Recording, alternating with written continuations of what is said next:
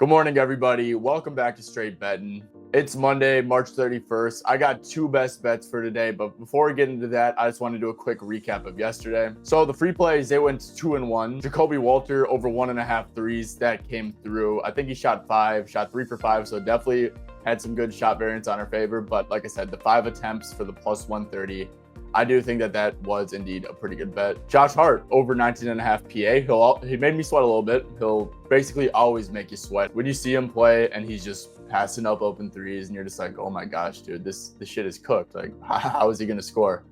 And then Josh Hart, man, he just always seems to find a way. So I think he ended with 23 PA, had like a little cheeky dunk at the end to like really set it over. But yeah, that one came through as well. And look, with the Josh play, he was getting guarded by Donovan Clingan, and that's kind of all I was asking for. If you're getting guarded by that center, you're just going to touch the ball a shit ton, and you just got to make things happen. And then the loser from here was Draymond Green over 5.5 assists. Look, guys, the Warriors obviously blew the shit out of the Spurs and, led to crappy minutes and stuff. But I went back and looked at it, guys. The Warriors had 42 assists as a team, and Draymond had 2 of them.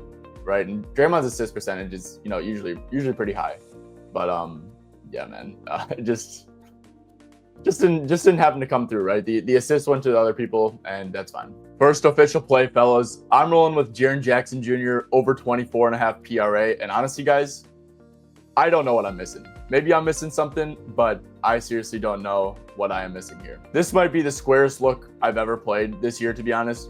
But, I mean, he's over in 50 out of 67 games. That's 74.6%.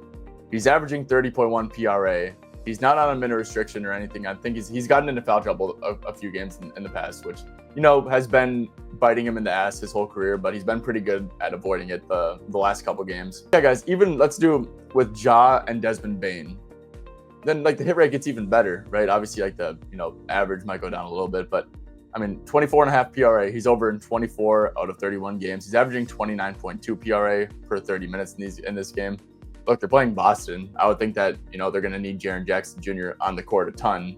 And they don't have Brandon Clark. Zach Edey is going to be a massive liability against a team that can stretch to the floor as well as Boston. And he already played Boston this year.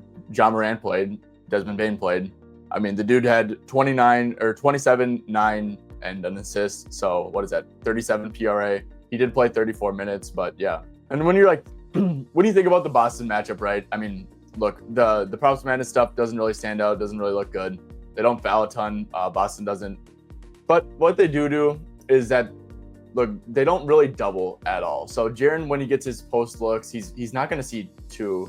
He's pretty unguardable in post-up situations. I know, like, you could say, like, oh, Kristaps, Al Horford and stuff. The thing is, guys, Jaren Jackson Jr., like, if you look at his scoring chart, all of his points basically come in this little, the non-restricted area paint, right? 43% of his points.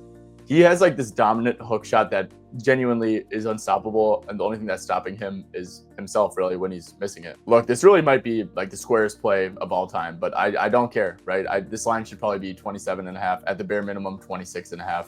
We're getting 24.5. I'll take that all day. Should be a game where Memphis gets up 4. It's in Memphis.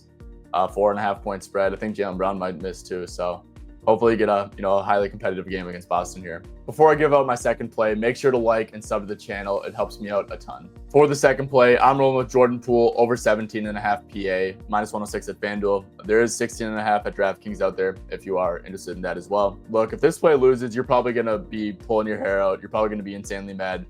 But I do see a decent angle here. Okay, so first of all, this is without Kuzma since the All-Star break, and honestly, this is all pretty irrelevant besides for some little number crunching. But look, let's go to his recent games. If you can see, I'm hovering over like the opponent in the bottom right corner, and it's like showing how many minutes people played.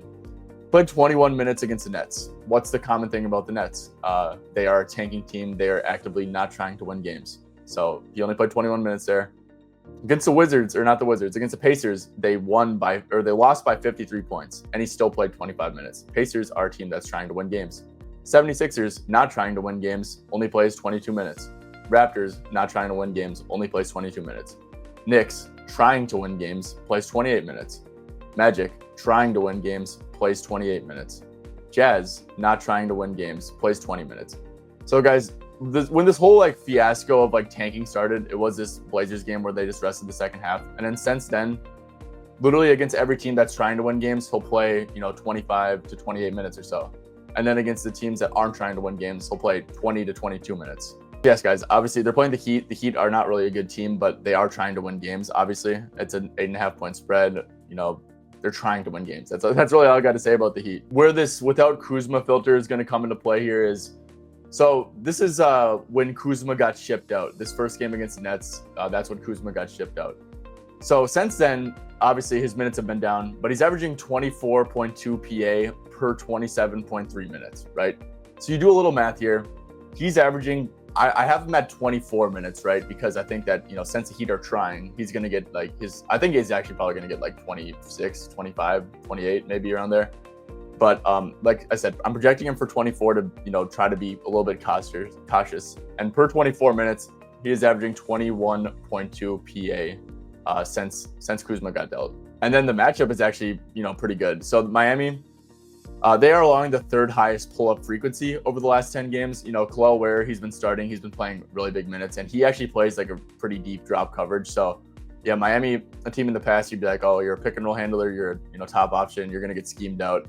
That's really not been the case since Khalil Ware has been consistently starting because of how he, defends pick and rolls and stuff. So, you know what? Like the matchup actually is pretty good too as well. So look, guys, I fully acknowledge that if this pool one loses and I'm wrong about the minutes, I'm going to look like a complete idiot. But look, the game of betting is about trying to find edges. And, the trend that I see is that against teams that are actually trying to win, Poole will play his 25 minutes. And if he plays that, it's a great bet because you're beating the market on the minute projection. But if not, it's a loss and going to look like an absolute idiot. All right, guys, well, that's going to do it. Make sure to like and sub to the channel, and hopefully you guys have a great day. Best of luck. Let's make some money.